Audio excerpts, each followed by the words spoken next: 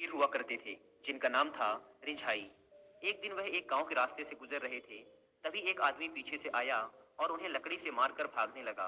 इस भागा दौड़ी में और रिंझाई को चोट पहुंचाने के चक्कर में उसके हाथ से लकड़ी छूट गई और वहीं जमीन पर गिर गई।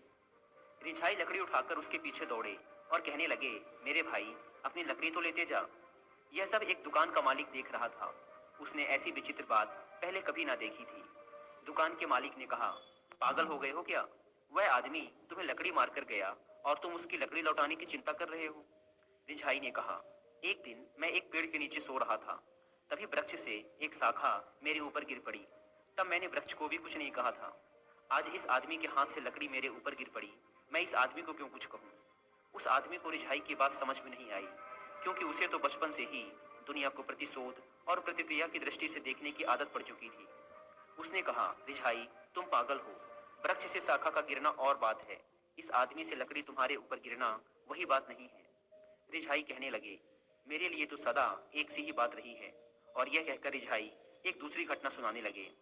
एक बार मैं एक नाव चला रहा था और एक खाली नाव नदी के बहाव के कारण आकर मेरी नाव से टकरा गई। मेरी नाव को कुछ हानि भी हुई, लेकिन मैंने उस खाली नाव को कुछ नहीं कहा। रिझाई ने अपनी कहानी आगे बढ़ाई।